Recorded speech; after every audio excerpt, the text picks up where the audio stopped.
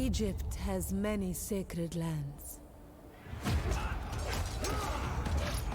Most men are not conditioned to conquer them.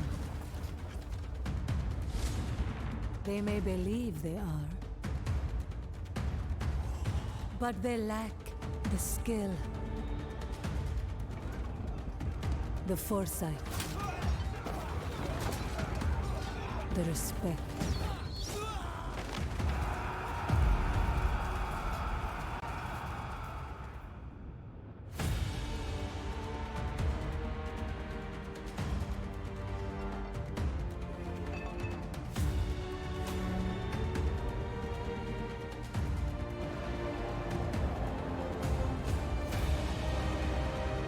Only those that understand our lands can rule over them.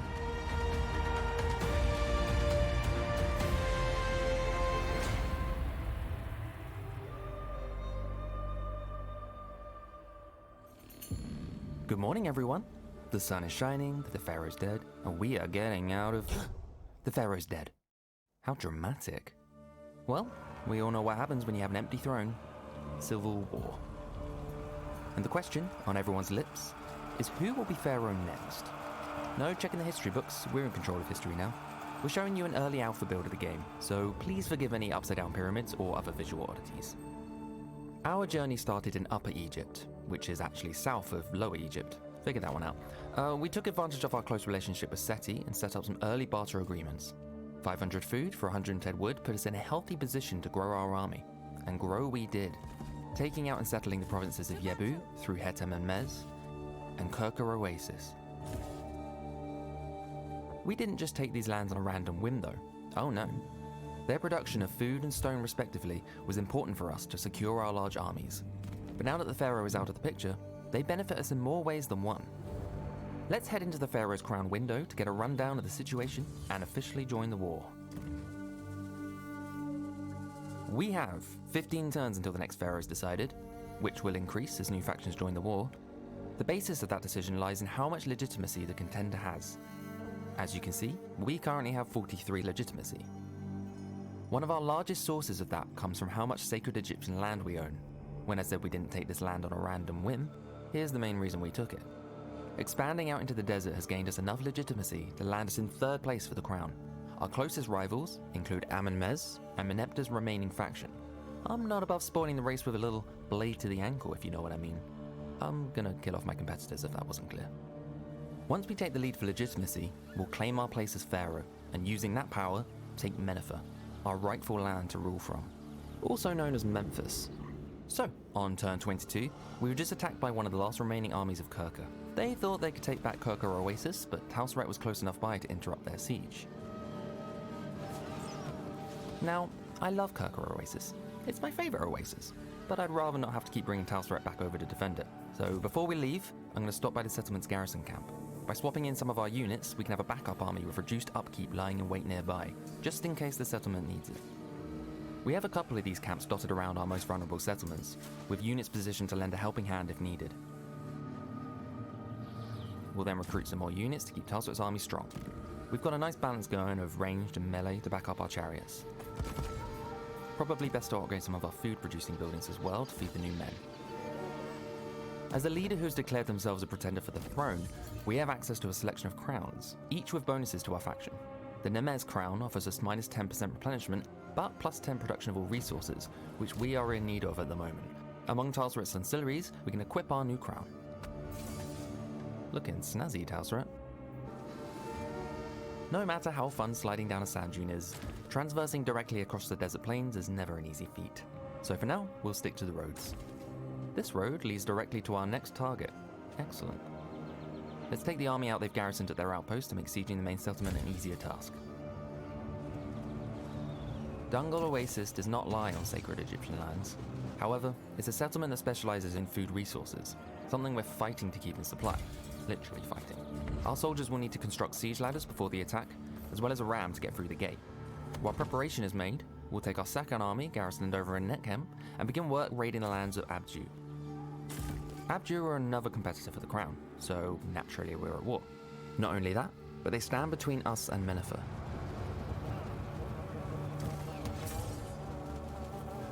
Oh, and if you've noticed the world has turned a little gloomy, it's because we've entered into a state of crisis. Don't look at me, I've been looking after our lands. I don't know what's going on over in Canaan. Well, let's hope that the gods are with us today. And if we head into the local deities panel, we can see their friendly faces. Before we continue in our campaign, we really should show them a little bit of attention, in the hopes that they'll bless us with some of their good fortune. Don't just pick your god and who looks the coolest though. We all know we'd pick Anubis. Instead, take a look at what bonuses they can offer you. Each god offers 3 tiers of worship, which we can build up through building shrines, praying to them, and devoting generals to their name. We're currently worshiping Isis, but Osiris offers 10% replenishment from prayer, a useful bonus post-battle. Plus, if we take Abju's capital, we'll have the cult center for Osiris. Taking that would seriously increase our favor. Whether it's divine intervention or placebo of belief, doesn't matter, works for me. Our siege equipment is ready, so let's head into battle. Necessary. Engage the enemy. At the beginning of battle, we're shown the current and predicted weather conditions. Tausret is not one to fly into battle without a bit of thought and consideration. Sweltering heat will just tire our men out before they can even reach the walls. We'll wait out this weather for something a little more tactical to us. The sandstorm will once again help us here as we approach the walls, by reducing the enemy archers and towers' accuracy.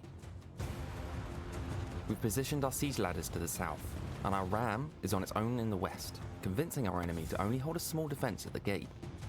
However, our chariots with their speed will head around, taking them off guard and funneling through the gate as soon as it's broken down, capturing the vital points of the city, while the rest of our army fights at the walls.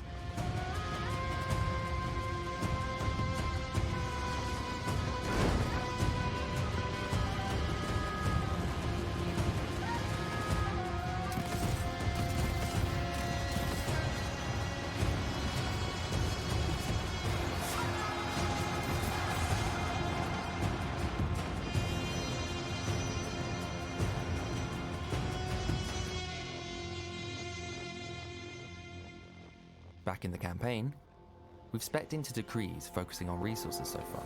However, I plan on recruiting some more chariot units, so let's steer our research in that direction. Tausret has some unique chariots to aid her in battle, and I want to utilize them, especially the elite javelin chariots with their higher armor.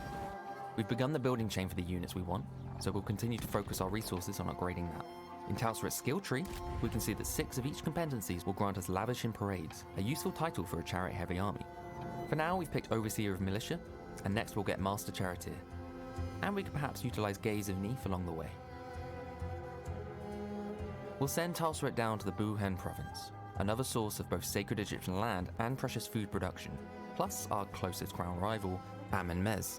However, her absence in the homelands is felt, and while she's away building on her legitimacy for the crown, Abju decide now is a good time for an offensive. Seems they weren't too happy with our attacks on their outposts. There's a chance our second army can make their way back, and if they arrive in time, we'll have good backup. If not, we'll have to rely on the garrison force at our nearby outpost.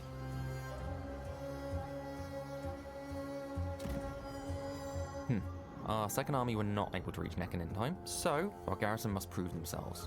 Our reinforcing outpost will arrive straight away from the southeast. It should give us a nice rear attack if we can hold the outer areas.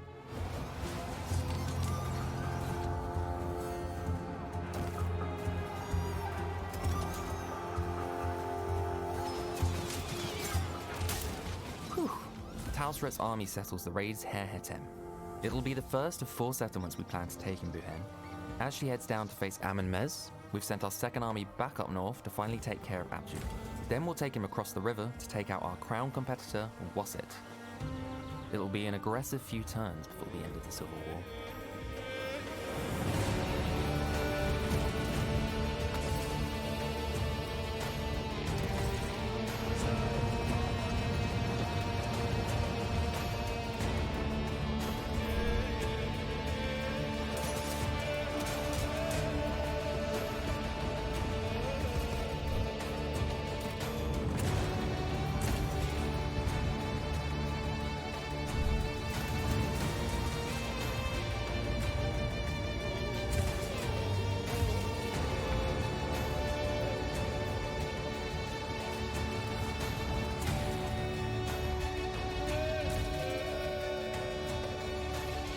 Fun fact, Wasset has a more commonly known name: Thebes.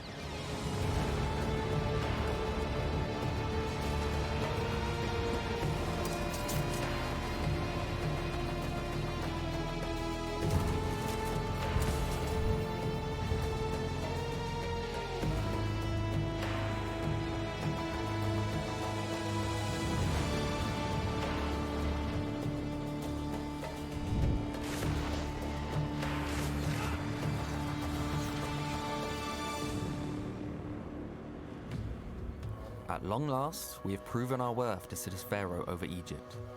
But a crown isn't enough for Tausret. She wants the throne. Meneptah sits in the north, just beyond our husband Seti, who we've built good relations with. To get there, we need to take out Meneptah's remaining faction. Abju and Amenmez were taken care of, but while Meneptah's remaining faction is dwarfed by our power, they still pose a threat, and a second civil war could be just around the corner. Let's move my pieces around a bit.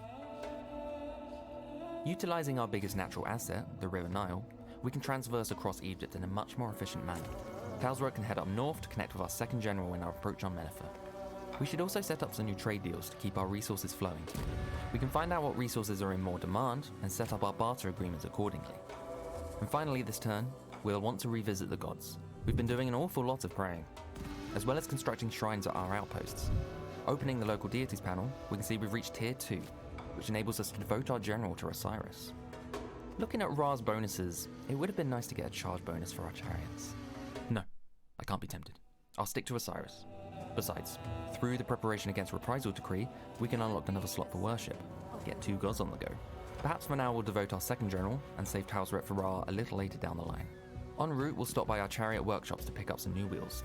The elite javelin chariots are ours to recruit. Their higher charge bonus will be very useful for flanking. We've also unlocked the upper Egyptian Kapesh warriors, who are immune to flanking. There's one remaining army of Wasat, and as we move up the river, Tausret can thank our second general for his hard work by helping to take them out, ending their story once and for all. This gives us a good chance to try out our elite javelin chariots. We'll take our other chariots around to distract the enemy ranged units, while our elites tease the infantry units. I might hold the rest of my army back a little bit to play with them. Yeah, they ain't reaching me. Chariots are just perfect for skirmish mode.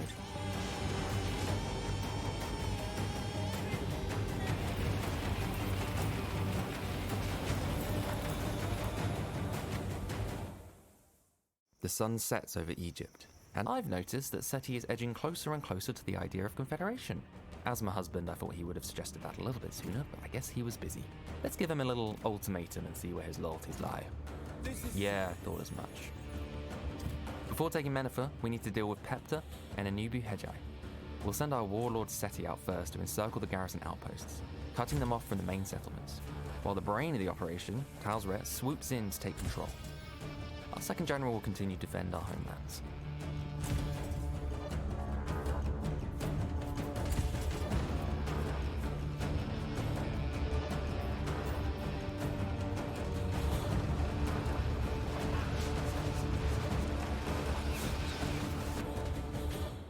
Meneptah's remaining faction stands defiant in the capital, our last threat to the claim of the crown. Tausret has begun the attack with 2 siege towers and wall sapping. We've got another few turns to wait for that to complete. Once it has, our forces will have knocked a hole through their defences. I plan to utilise it for my chariots to get in faster. Let us prove our legitimacy. We've set our siege towers to arrive at 2 different areas of the western wall, to spread out the enemy forces. In front of them will be our spearmen in a spear wall formation, protecting themselves and the ladder units from arrows. Our wall sapping has created a gap on the southwest corner, which will send our elite chariots through. I want some infantry to head in first though to defend them from any surprises, as a chariot backed into a corner is useless. We'll utilise our Kapesh warriors as they are immune to flanking. The rest of our chariots will fly around the field to draw attention away from the ladders, and finally, our ranged units will fire upon the wall to cause some early damage. I'm going to hold Tausret back for a little bit until Seti has arrived. By then I hope to have captured the main gate and we can send the rest of our armies through there.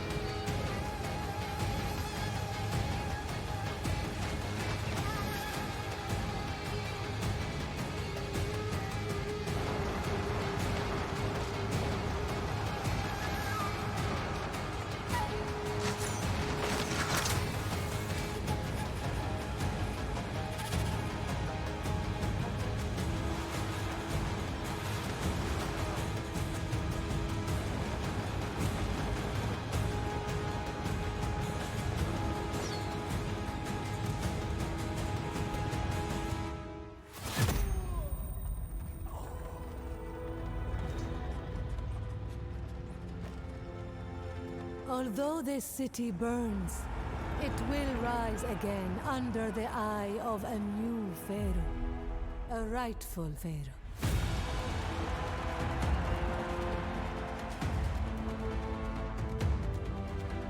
Egypt will no longer be led by short-sighted locusts, determined only to chase satiation, but instead, with the patience of the deserts, shaping Egypt with purpose, wisdom, and conviction.